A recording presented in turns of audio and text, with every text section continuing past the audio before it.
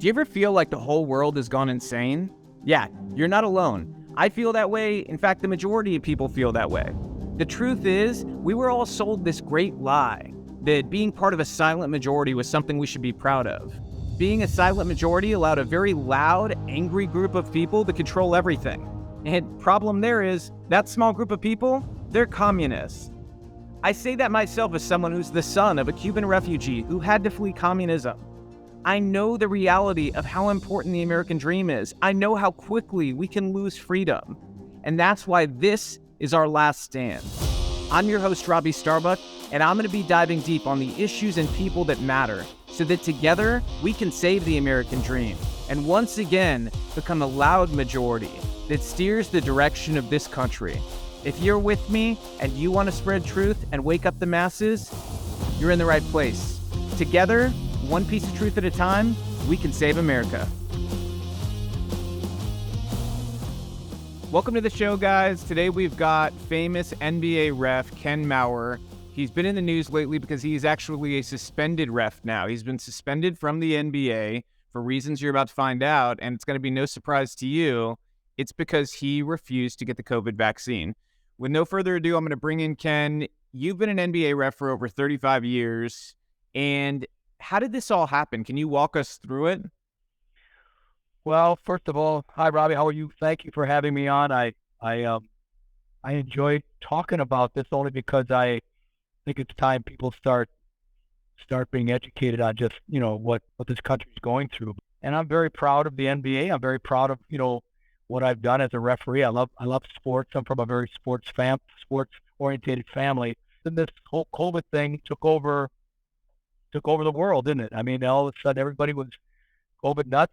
We saw it coming, and the first year, which would have been the 2021 season, the NBA was very proactive in having us do testing. I mean, we were doing testing. We were testing every day on off days, testing at home, testing with a machine, or testing on a Zoom, and then days of games. Robbie, at the end there, I was testing 4 times a day on days of games, and to make sure that I could continue to do my job and do whatever the NBA asked of me to do. We got through the bubble one year, and then it was the next year, which was the 2021 season.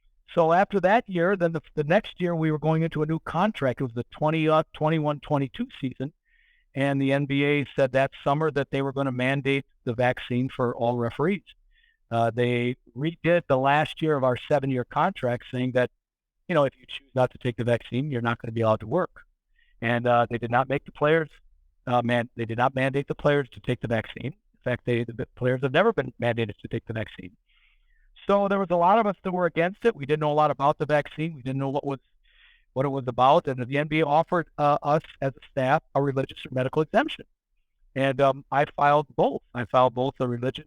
I've been a practicing Christian my entire life. There's just certain beliefs I have as a Christian, as a religious Catholic, that I just, my faith just didn't allow me to take the vaccine. I didn't want to take it. It was up to anybody. Whatever anybody else wanted to do, Robbie, that was up to them. I mean, I don't judge anybody. I don't. And but they so we all filed, or like there was 9, 10, 11 of us maybe that filed after like 17 or 18 people voted it down in the contract, but it passed. So we were mandated. So about 11 of us got together. We filed a religious and medical exemptions. Needless to say, long story short, the NBA denied every one of them. Every one of the religious and medical, I think every one of the religious or medical exemptions, Robbie, in their entire organization, I believe, we're checking on that now because we're currently in litigation, were denied. They all were denied. Unbelievable. So I was out of a job. I've been going into my 37th year, and I was out of a job, and they suspended us for the first year. Now, this is the funny part now, and we'll elaborate on all this, but they gave us a year to make a decision. From September of 21 to September of 22, just this past September, they gave us a year. If we chose to take the vaccine, we would be allowed to come back.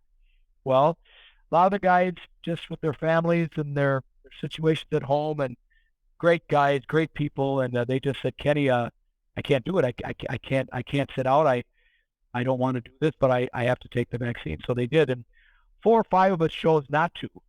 So But I want to on stop you there real quick because that's an important point for people to key in on and understand what the NBA did there. And this is my opinion. You can say if you agree, disagree with it. But what you just described is a tactic that communists have often used for forms of re-education. One of the ways that they've chosen as most effective to, quote, re-educate people that are out of alignment or out of lockstep with what the Communist Party wants. And this is in various countries across the world. This has been utilized by communist regimes and authoritarians for as long as they've been around, is they'll say, basically, we're putting you in a timeout for X period of time. And during this timeout, we're going to take away something necessary to your livelihood, whether it be your job, your ability to reach your family and friends, or your ability to go to school, whatever it is. And they essentially say, now, as a loving communist government, we're going to go ahead and give you that thing back as long as you do the right thing and you listen to us and you comply. And I think it's important to understand that this is a very important moment in America. If we're going to allow corporations to take those same tactics and deploy them on people, that's incredibly dangerous, in my opinion. But beyond that, the other thing you said that really struck me was that, this is not the only place this is happening. These tactics are being deployed across corporate America. And if we want to talk about the practices getting to a dangerous place, we also need to ask a very poignant question. So I have one for you. You've been around longer than I have. You have a lot of life experience. And this is genuinely a question because I don't know that the answer to this 1,000% is what I think it is, but I'm pretty sure I know what the answer is. Can you ever think of a time in American history where we allowed secular corporations to apply religious tests to their employees and essentially say, if you think that your religion is this, we are going to be the arbiters of if your religion actually believes that. So they're, in essence, deciding that they're the arbiters of who's the true believer and who's not and why they believe and what they believe, when they themselves are secular organizations who know nothing about religion. Am I wrong in what I'm saying? Yeah, first of all, the answer is no. I'm 67 years old. I've never experienced that before. No, that's a lot like what they did, because in June, let's go back to September. They interviewed us. There was a lawyer for the NBA, a guy I know very well, a guy by the name of Neil Stern, who carried out an interview for all the people that filed for this exemption. And basically, we believe that it was just a witch hunt, trying to find something that he could, I got you. Well, they want to find a hole. They want to find a hole in your religious beliefs. That's what it really is. And this is something that's been applied across corporate America. We've seen many examples of this where they essentially are acting as arbiters of that religion. We saw it in the military, which was one of the most dangerous places I could imagine seeing it, is the United States government stepping in and saying, we're the arbiters of religion now. You don't actually believe this. If you say you're a Christian, well, you can't be a Christian and have these beliefs or not want the vaccine for religious purposes because XX and X people within Christianity or within the Catholic Church are saying it's totally fine to get it. But that is, again, denying our religious independence and our ability to discern our own beliefs, because you can be a Catholic and understand a very nuanced position that while there may be Catholics who believe it's totally appropriate and okay to get the COVID vaccine, there is a whole other group of Catholics, myself being Cuban, I know this, I was raised Catholic, and, this other group of Catholics, which I would argue is actually a larger group, fundamentally believe that they don't want to put something in their body that was, they researched and tested on aborted fetal cells in the development of it. It doesn't even matter to me if it's inside it. If they used it in the research and development, it's fundamentally in opposition to my religious beliefs. And that's, as a Christian man now and also being raised Catholic, that's just something I can't negotiate with. And when you have secular corporations or the government essentially asking you to negotiate with the devil, that's a very dangerous thing. I mean, you're talking about eternal soul, which is a question I wanted to ask you. I'm going to ask you very point blank. Did you love your job? Yes. Was there any amount of money somebody could have paid you to leave your job? I never really did it for the money. We as NBA employees make good money. The NBA takes care of us, but yeah, I was proud of my salary, but I never did it. I never did it for the money. So to that point, this is about an eternal life question for you, is it not? Yes. And so, as just a man, as somebody who's been around as long as you have, how dangerous is it this moment that we're in when we're allowing corporations or the government to step in and question your ability to make decisions about your own eternal life, and doing it under the threat of, hey, we're going to make you broke. We're going to make you broke and put your family in danger potentially, or leave you homeless potentially, because you're not complying with our demands about what we say needs to be inside your body. Well, it even goes one step further. They suspended us in September of 2021. The commissioner dropped the mandates for everyone, Robbie, everyone in June, and then they terminated us in September. There's no longer a mandate for referees or players, but yet the three of us have to come back and take the vaccine in order to referee. So no, I've spoke about this, several times. No one's going to, take away my freedoms, take away, especially my religious beliefs. No one. I mean, it doesn't matter what amount of money it is. I mean, I love my Lord. I love my wife. And no one's going to come in and offer me a lot of money to leave my wife. I mean, there's just certain moral and ethical and religious beliefs that I have that I'm never going to change. I mean, there's no amount of money that's going to change my mind. So I walked away from, and a lot of us, all of us did, walked away from a very good paying job.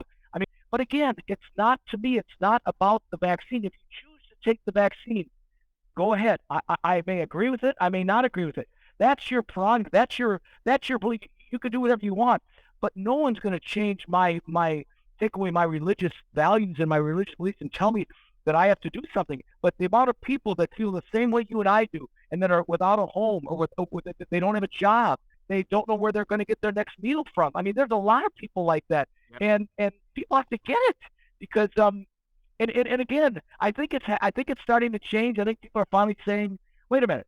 It doesn't matter whether you're a Republican or a Democrat, or whether you're a Christian or you're a Jewish or you're a Muslim or you're a Hindu. It doesn't matter. We should all be people. We should all have freedom to choose whatever we want. And they're never going to take away my freedom to be able to say that I'm a Christian. I believe in our Lord Jesus Christ. I don't believe in aborted fetal cells, Robbie, and I'm not taking the vaccine. You know what it sounds like to me, and I know you're in litigation, and so I'm not going to ask you to comment on this part, but this is just my own analysis here.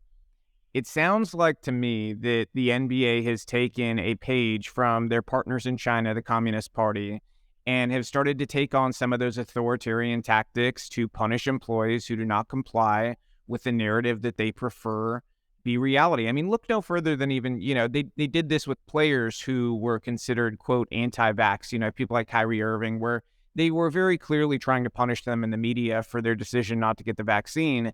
And that's notwithstanding other issues those players might have or whatever. It was very clear that there was an issue the NBA had with wanting to punish anybody who stepped out of line when it came to the vaccine, which gets us to a very important point, though. There have been a lot of cases of injuries and deaths after people get the vaccine. That is no longer in dispute. Even, the quote, high authorities in the medical and bioethics industry will admit this, that yes, there have been injuries. Yes, there have been deaths. The question now is how many, among which age groups, and statistically, is it still safer to get it or not get it?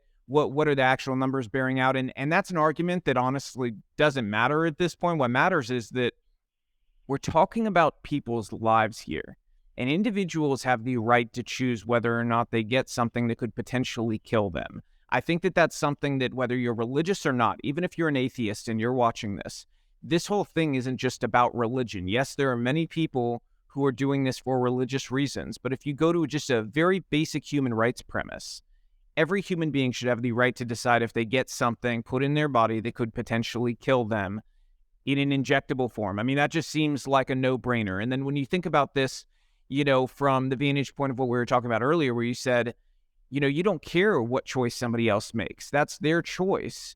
When I look back at history again, I'm really struggling to find a time in history where people who were trying to inject other people ended up being the good guys when you look back at history. Maybe in the moment they thought they were the good guys, but then you move 30, 40, 50 years down the line, you look back and you go, oh, those were definitely the bad guys. And that's something that just blows my mind, that people involved in this can't see that. But, I want to ask you very point blank, do you know anybody who's been injured after getting the vaccine? Oh, many people. I mean, I've had people that I've known that have had suffered ill effects, and I know people that have died. I know people that have spoke with me on different podcasts that have come forth, and it's in their medical records that they have suffered as a result of the vaccine. I mean, I just did a wonderful interview with Bobby Kennedy Jr. I mean, what a brilliant man he is, and what the books he's written, and the things that he's come forth with, and the people they've interviewed. And I don't understand why people don't just take a look at it. See, what they try to do with people like you and I, Robbie, with me, is they try to punch holes like, okay, Kenny, you're really not religion. You just didn't want to take the vaccine. Well, first of all, we've all learned a lot in the last year and a half, haven't we? Everybody in this country's learned a lot in the last year and a half. But you got to remember, I filed a religious exemption a year and a half. A year and a half because I knew the minute it came out, I knew what was in it, and I knew that I didn't want to be a part of that. That's why I will never waver from that. Now, that doesn't mean that I can't have an opinion. That doesn't mean I can't be well-versed on whether people have suffered or whether they haven't, especially when I know relatives, I know friends, family that have. And so I can't speak for the NBA, Robbie. I would like to, what I can't understand the frustration is, why aren't people at least taking a look at it? Could it be possible that somebody else, that's what we're, I like Well, to say that's science, right?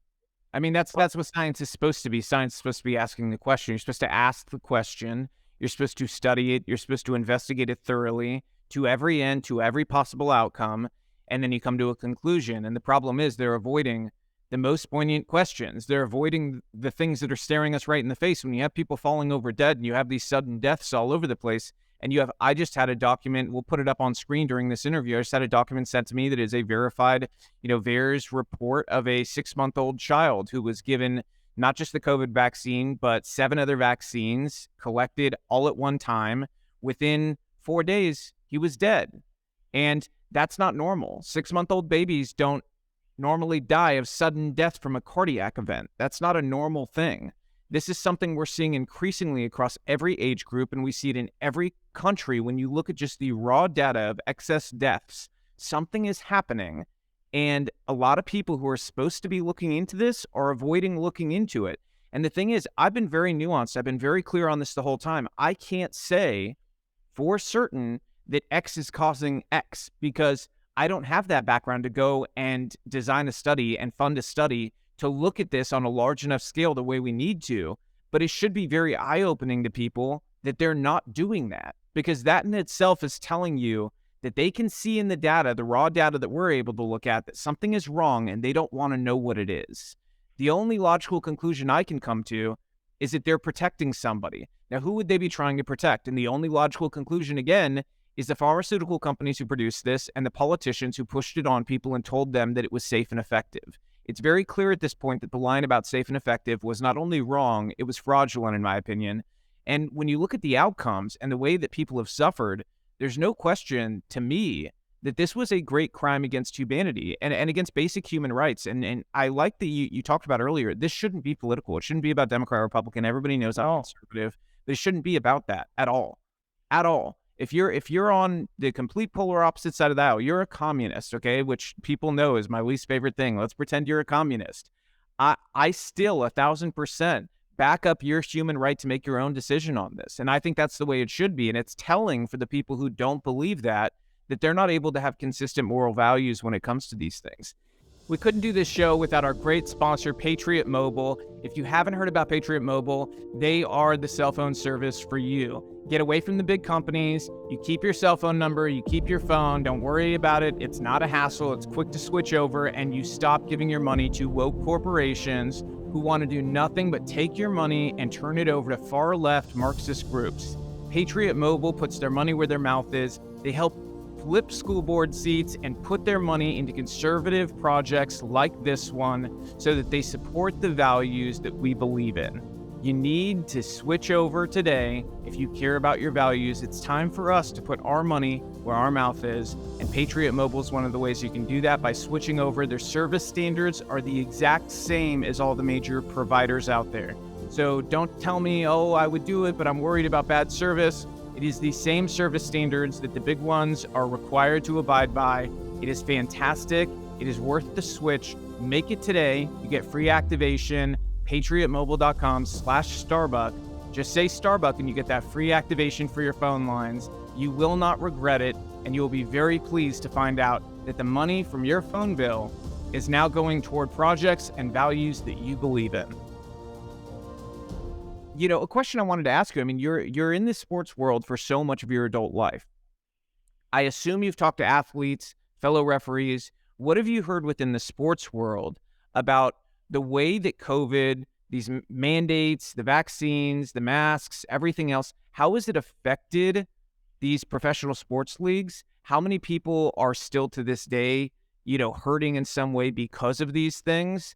And is there sort of a secret group at all that you know of people who are sort of commiserating amongst one another about how harmful this has been?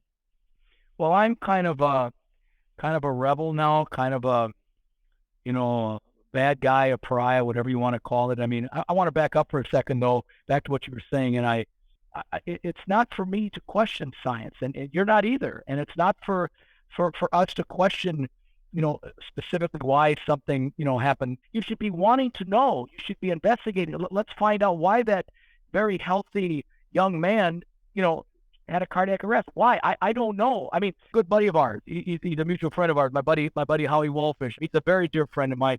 He's a good friend of yours. He once told me something that made such great sense to me. He said, "It's impossible for a man to learn what he thinks he already knows." Yeah. And that's what I think. I admit I don't know. I think you're saying that. I don't know. I mean, I'd rather have questions that can't be answered than answers that can't be questioned. I mean, we should be questioning a lot of things, and people are. I think they're starting to. But what bothers me the most, and yes, do I know athletes? Yes. Do I know athletes that have suffered? Yes. Do I know? Again, I always ask them. I always, say, go in and get it checked. Go in and make sure. Don't. It's not for me to talk to I didn't go to my regular doctor who takes care of me day to day. I went and saw a neurologist, a virologist. I went and saw people that I think were astute in vaccines and astute in all of these things that lead up to these viruses. I don't think your daily physician can really educate you on stuff like that. But again, that's just a personal opinion. I'm allowed to have a personal opinion when I decide what's going to be put into my arm or my body for my wife and I. That's our I agree with you right. on that too. I mean, the number of personal physicians. I mean, if you ask these questions about vaccines, it's very rare you come across physicians that do internal medicine, do family practice, who are able to really in depth expand upon the side effects of these vaccines, or are able to explain the black box warnings or anything else associated with these. In fact, I had my own situation with the doctor where I had to bring them studies, and they came back to me and said, I didn't realize that was the case. To their credit, they said they were wrong. They admitted they were wrong about it, and they flipped around, and it made them question a lot of other things that I think was a healthy process. That's how science is supposed to work. And I do think we should be questioning science to the degree that we have the information. And when we don't have the information, we should be asking the people who are in charge in those fields to be questioning it to the degree of actually carrying out the studies. And like in the case of, Damar Hamlin, I didn't jump to the conclusion that I found most likely or anything along those lines. I just simply said, okay, what are the proper questions to ask here? We don't have all the information. The only thing I can do is say off these reports, I'm going to ask cardiologists what they feel. And I talked to 3 different cardiologists. They all said in their view, based on the news reports that he was resuscitated twice, it couldn't have been commotio cordis because there's only supposed to be one cardiac event in the case of that, unless they're exactly successive, where it happens like immediately after. But in Damar Hamlin's case, the public news reports were that there was a cardiac arrest on the field and then again at the hospital, and that was too far apart for it to be commotio cordis. So that was, for me, talking to 3 different cardiologists who see this on a regular basis, maybe not commotio cordis, but they're the ones who study it because it's so rare. That was enough for me to say, okay, maybe we should be looking in other directions as well to make sure that we actually know what the real problem was here to identify it, because it scared a lot of people seeing a healthy athlete who's at the top of his, physical prowess, so to speak, like fall over on the field and have a heart attack. That's not something that should feel normal, and it doesn't. And so I think we do need to ask for answers to those types of questions, and we need to really not stop and we can't let up on it, because without what bothers me the most is, I guess, do I think people should be asking questions? Yes. But again, I keep coming back, and I'm going to keep coming back to it. I mean, nobody should question somebody's God-given right to be able to practice whatever religion he wants. And again, the NBA, Robbie, they offered us the religious and medical exemption. It wasn't something like, well, we say by law you have to offer us this. They offered us the religious and medical exemptions, of which I filed both. So, it's like, okay, you offer it, and then you're going to tell me that I don't have a religious belief? I mean, what makes you the sole bearer of determining whether or not I have a religious belief or not? I mean, and then they're going to bring up, questions with the Pope. And well, it's funny. I asked the guy who interviewed me with the NBA. He's a Jewish man, and I said, have you ever been to Krakow? He said, no. I said, have you ever been to Auschwitz? He said, no. I said, well, 6 million Jews were killed back during World War II. He said, yeah, I know. I said, well, do you know that the Pope for the Catholic Church knew what was going on and turned his back? Now, am I supposed to take the same stance with the Pope on that one too? I mean, the Pope is a human being. He's a man. It doesn't matter it doesn't matter what the Pope thinks. It doesn't matter what you think. It's what I feel in my heart. What is something that I've grown up with my whole life, and I'm not going to have somebody from the NBA or some doctor or some lawyer tell me what I've been practicing my whole life, and we shouldn't have to do that. And believe me, there's a lot of people like that. Either it doesn't end with the vaccine. Because we just saw this last week in the NHL, a hockey player, Provo, he essentially, there was an LGBTQ night for the NHL, and he refused to wear a pride flag jersey. He said it was out of alignment with his religious beliefs. He's a Russian Orthodox, and he felt that it was something that would be out of alignment with his religious beliefs. I mean, very simple. And it wasn't treated as a respectful difference of opinion or different belief. And, the people who are trying to push this are always talking about inclusivity and diversity. Well, that inclusivity and diversity doesn't include people who think differently or have different religious beliefs. And that kind of lays bare the hypocrisy at the core of this. It's really about, we would like to force you into a homogenous groupthink where you have to think what we think, and if you don't, you're a bigot and you shouldn't be allowed in society and you should lose your job. And to that point, immediately after Provo said he didn't want to wear this jersey, on the NHL network, one of their lead analysts goes on there and says that if he's not willing to put on the pride flag jersey, that he should go back to Russia and maybe go fight in the Ukraine war. I mean, just totally ludicrous stuff. And again, this is somebody who has been in the United States since he was 13 years old, okay? He's an American for all intents and purposes. And to say you should go over to Russia and go fight in a war in Ukraine and possibly die because you won't put on the gay pride jersey that we're demanding you put on just blows my mind. And this is why, the fight over the COVID vaccines and the ability to have your own religious beliefs and choices is so important, because it does not end there. They will continue to beat down your ability to have religious freedom if you give up an inch of it.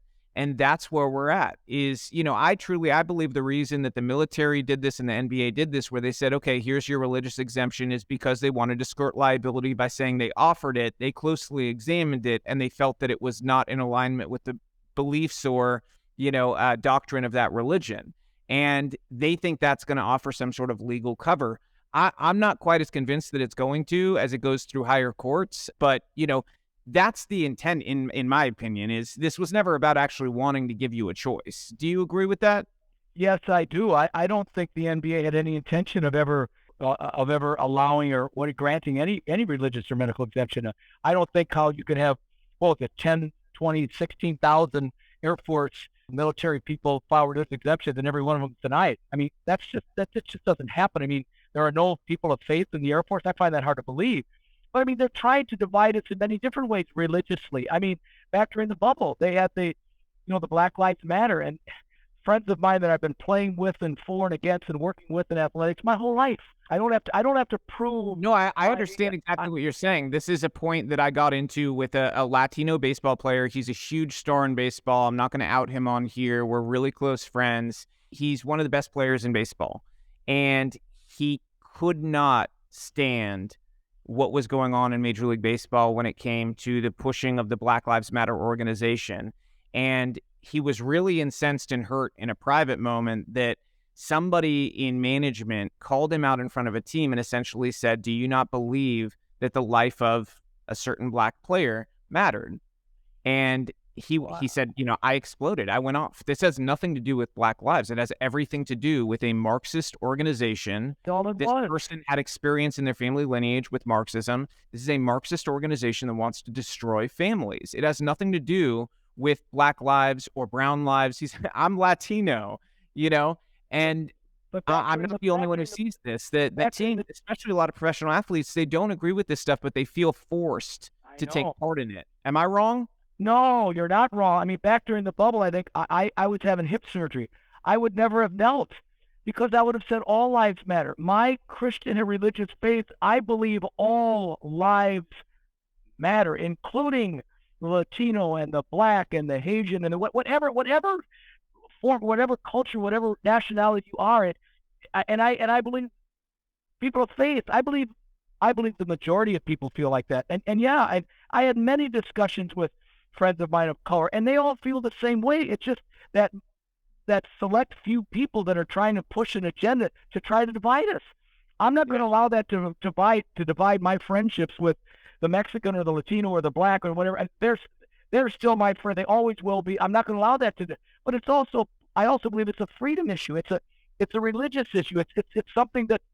Why are they doing that? Why are they trying to divide us? Why? Well, because you conquer. When you divide, you conquer. And I had a tough time with that during that, and that was kind of like the start of it all. And but anytime I can sit down with a human being and have an adult conversation about what you and I are talking about right now, and explain my position and say, hey, I will go to war. I will do anything for you. I'll do anything for you, but I'm going to do the same for you that I'm going to do for any other human being. God created everybody equal. And I'm gonna try to live by that. Everybody is the same. There's nobody that's better than anybody else. Doesn't matter the color of your skin.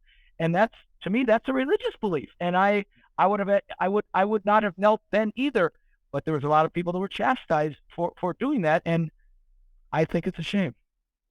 We couldn't do this show without our great sponsor, Patriot Mobile. If you haven't heard about Patriot Mobile, they are the cell phone service for you. Get away from the big companies. You keep your cell phone number, you keep your phone, don't worry about it. It's not a hassle, it's quick to switch over, and you stop giving your money to woke corporations who want to do nothing but take your money and turn it over to far-left Marxist groups. Patriot Mobile puts their money where their mouth is. They help flip school board seats and put their money into conservative projects like this one so that they support the values that we believe in. You need to switch over today if you care about your values. It's time for us to put our money where our mouth is, and Patriot Mobile is one of the ways you can do that by switching over. Their service standards are the exact same as all the major providers out there. So don't tell me, oh, I would do it, but I'm worried about bad service. It is the same service standards that the big ones are required to abide by. It is fantastic. It is worth the switch. Make it today. You get free activation. PatriotMobile.com/Starbuck. Just say Starbuck and you get that free activation for your phone lines. You will not regret it, and you will be very pleased to find out that the money from your phone bill is now going toward projects and values that you believe in. I explained this to somebody once who was confused. I said, they were trying to get to the heart of understanding all lives matter. And I said, well, the truth is we all have to make moral decisions in life as adults. You've got to make quick calls sometimes. And so to give you an example, in one scenario, there's a Black child and a white old man. And I have a choice to save one of their lives. I'm going to save the child. And I'm going to do the same thing in reverse. If it is a Black old man and a white child, I'm going to save the child. And if it's a white old man and a Black child, I'm going to save the child every single time, because that's my moral instinct to save the child. I'm not looking at their race. I'm not saying, oh, which skin color do I identify more with to save? I think that's sick. The whole premise of it is sick. You go to help the vulnerable, to help somebody in need, no matter what, and you don't think about what their skin color is. And that's really what's at the core of the idea of all lives mattering. It should be very simple. I think most people understand this, but there's a very small group of people who don't.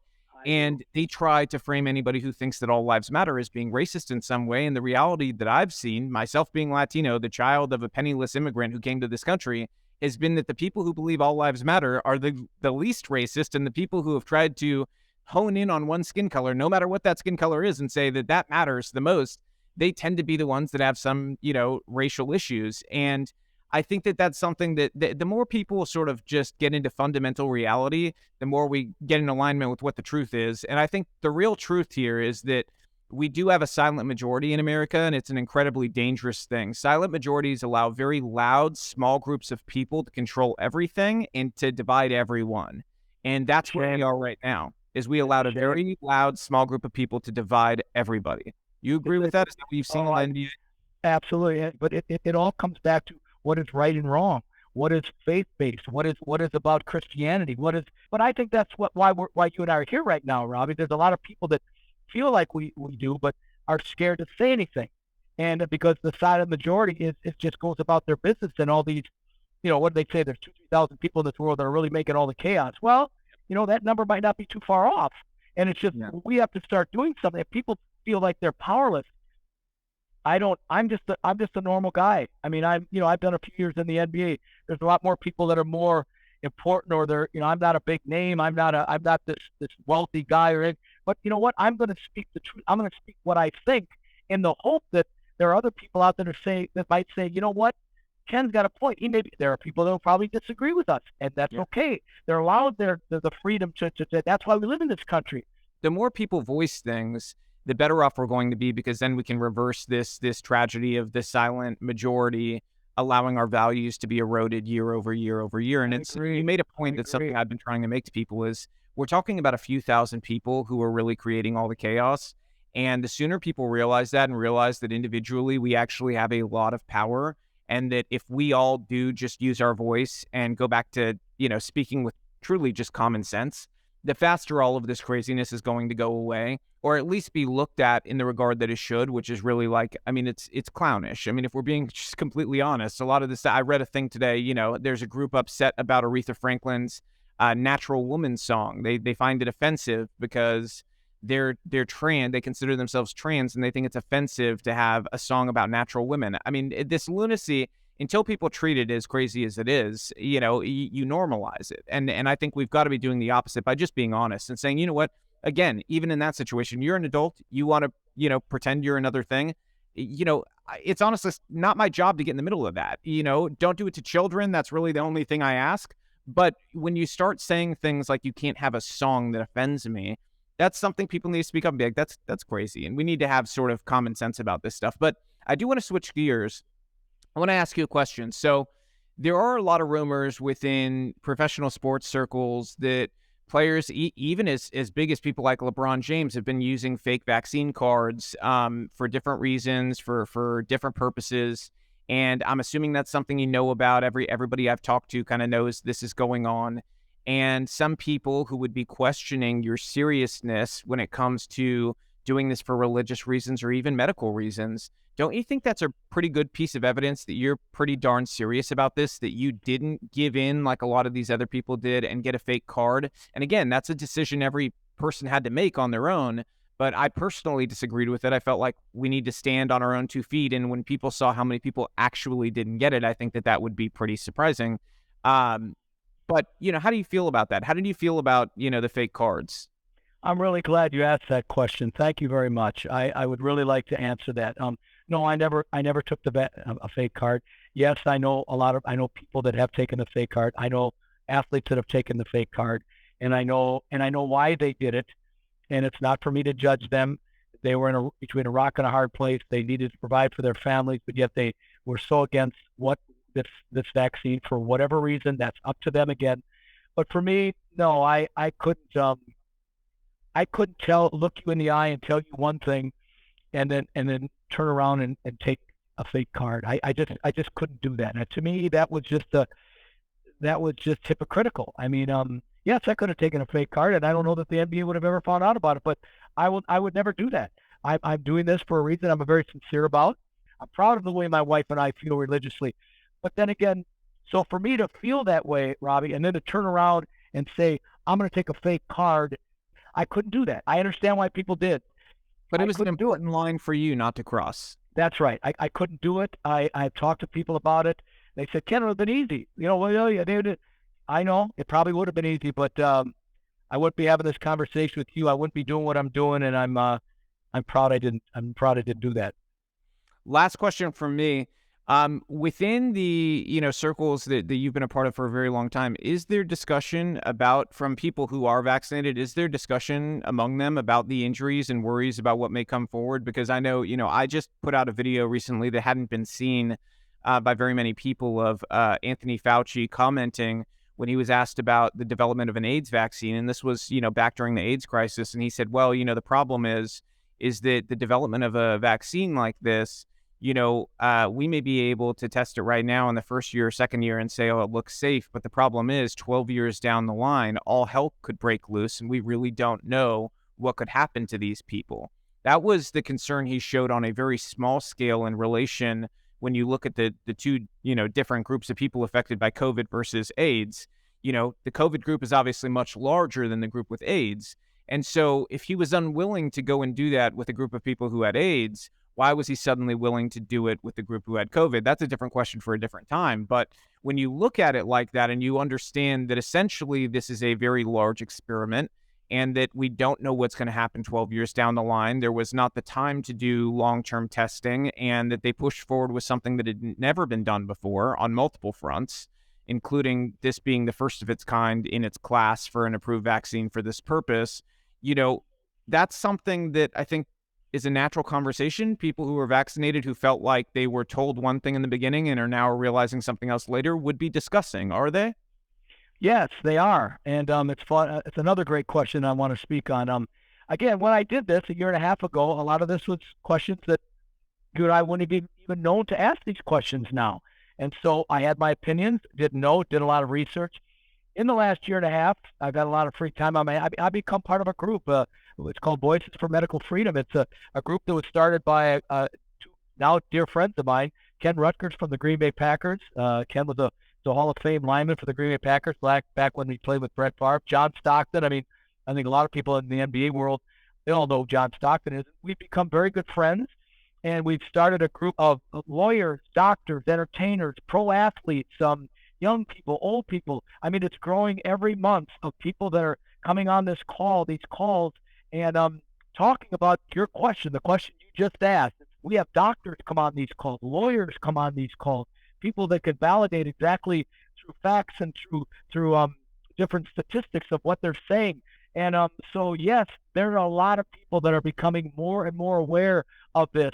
We started this, the freedom to be able to make a decision for yourself religiously and medically. That's why we started this thing. And that's why it's growing all the time, because people believe they should be allowed to make their own choice. And you and I both agree with that. So, no, there's a lot more people, but a lot of the situations haven't been shown. The media hasn't shown those. So that's what happened the other night in the NFL. Oh my gosh, that opened up a can of worms for a lot of That opened a lot of eyes. I'll tell you what. boy. I got a lot of questions after that. And there's going to be a lot more questions about that. And I just pray that they investigate and do their research and find out what really happened to that young man. I hear he's doing better. I'm so glad he is.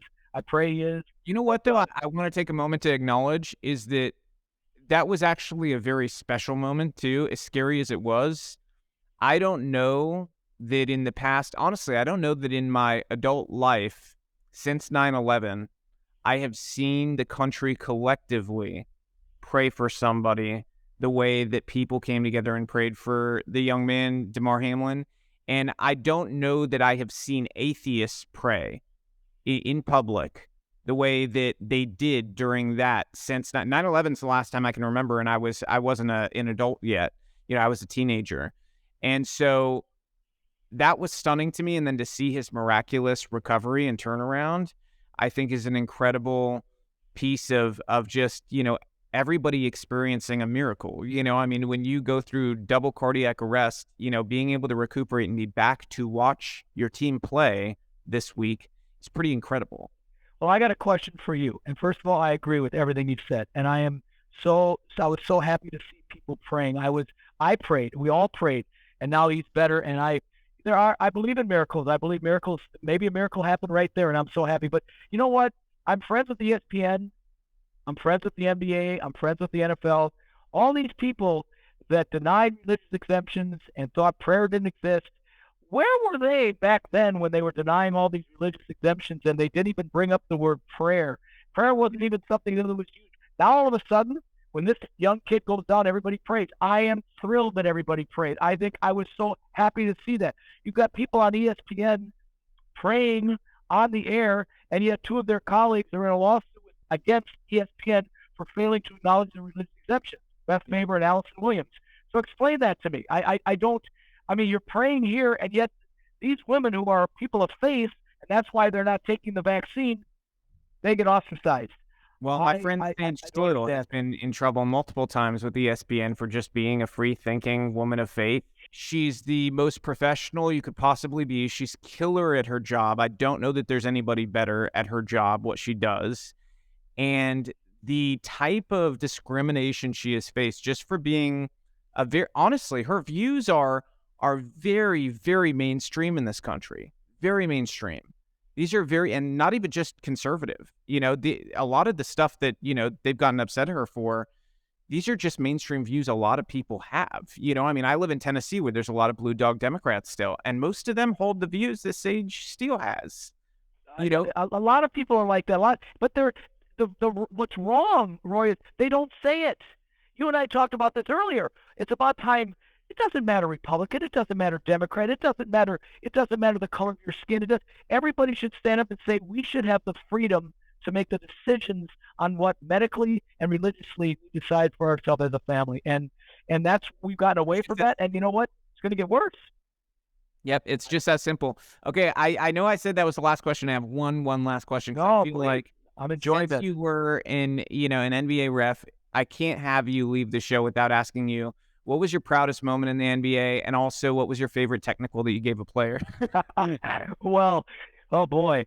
Well, I have a funny one, and we've talked about it before. And he's a friend of mine. He's a good guy. I haven't seen him in a while, but I was very proud of. Well, I'm probably most proud of what I'm doing right now. To be honest with you, that I'm not so much that I'm just standing up to the NBA, but that I'm creating a platform for people to hopefully not be afraid to stand up and say what they believe and in a professional way. But yeah, I refereed the game when Michael came back, and when he came back when he had that when he was coming back, he drove down, I think, or they flew him down. I think he drove down from Chicago and played that game in Indiana after being out. The place was packed an hour before the game. You couldn't even walk in the gym floor. I was proud to be a part. I was wet behind the ears. I don't know how many years I had in the league. I remember working Game 6 when Ray Allen hit the shot that Yeah. heard around the world, and then they came back. People were literally walking up the Vaughan. They were walking up the stairs, and they were leaving the gym in Miami. They were leaving. It was like in the end of the third quarter, and I remember turning to my good friend Duke Callahan. I said, I don't think this one's over yet, and I just think something. Well, anyway, they came back. That was a great game. Joy Crawford and Duke and I worked that. And my technical foul, I mean, I've had a few of them. I probably pull up. I'm on Instagram for things I don't know are necessarily that great, but I mean, I remember one day I had 6 technical fouls in 10 seconds. That was a classic, and I think I threw 3 or 4 players. But I remember I gave Charles Barkley a technical foul. He was yelling. I was early in my career. I was young. I mean, I probably wasn't respected. Charles was a successful player with Philly at the time, and I gave him a technical foul, and he came at me, came yelling, screaming, and I remember you're young, you don't even know what to say to these guys back then. I said, please, Charles, please don't. I don't want to throw you. I don't want to take any money out of your pocket. He swore at me. He said something to the effect that who gets a He said I make 10 times more than you do, and I said, well, you make more than 10 times, and then I threw him. And it was just to this day we laugh at that. I remember Shaq had come up to me on this court and said, you owe me a lot of money. I said, why? You owe me out of geek. You owe me a lot of money. I mean, they make jokes about it now, and back then it was in the heat of the moment, and most of them are pretty damn good guys, and they understand. The good ones get it. The good ones respect good referees. I respect good players that play hard every night, and most all of them do. And so again, I would like. I know a lot of the players. I've had talks with a few of them. I haven't been able to get to a lot of them now because of the situation I'm in, but I think a lot of them might just feel the way you and I do. They just haven't come out and said it yet. Absolutely. Well, my hope is you win this battle. You certainly deserve to, and it's an important fight for religious freedom in this country. And I hope that you go back to refereeing in the NBA. I think people would like to see that. And if you do, and then you retire one day, when you do retire one day, I would like to have you back on so I can ask you who the biggest jerks in the NBA were. I mean, I think people would like to know that. So you have my promise. After I win this thing, why don't I come back then and we'll talk about it? How's that? All right, sounds good. Hey, Rob, thanks a lot. I really appreciate you having me. You're a good man. Thanks. Appreciate having you on the show. Appreciate you coming and appreciate what you're doing. You keep fighting. Take care of yourself, pal. I'll do it. Thank you. God bless you. Thank you. We couldn't do this show without our great sponsor, Patriot Mobile. If you haven't heard about Patriot Mobile, they are the cell phone service for you. Get away from the big companies. You keep your cell phone number. You keep your phone. Don't worry about it. It's not a hassle. It's quick to switch over, and you stop giving your money to woke corporations who want to do nothing but take your money and turn it over to far-left Marxist groups. Patriot Mobile puts their money where their mouth is. They help flip school board seats and put their money into conservative projects like this one so that they support the values that we believe in. You need to switch over today if you care about your values. It's time for us to put our money where our mouth is, and Patriot Mobile is one of the ways you can do that by switching over. Their service standards are the exact same as all the major providers out there. So don't tell me, oh, I would do it, but I'm worried about bad service. It is the same service standards that the big ones are required to abide by. It is fantastic. It is worth the switch. Make it today. You get free activation. PatriotMobile.com/Starbuck. Just say Starbuck and you get that free activation for your phone lines. You will not regret it, and you will be very pleased to find out that the money from your phone bill is now going toward projects and values that you believe in. Thanks for joining me on today's episode. If you liked what you heard, tag me on social media, repost clips from it, share it with your friends. You sharing our show is how we grow, and it's how we get the truth out there. So if you want to help spread the truth and help wake people up, please go and share our show. Go to our website, RobbyStarbuck.com, for more information or to watch old episodes. See you at the next episode.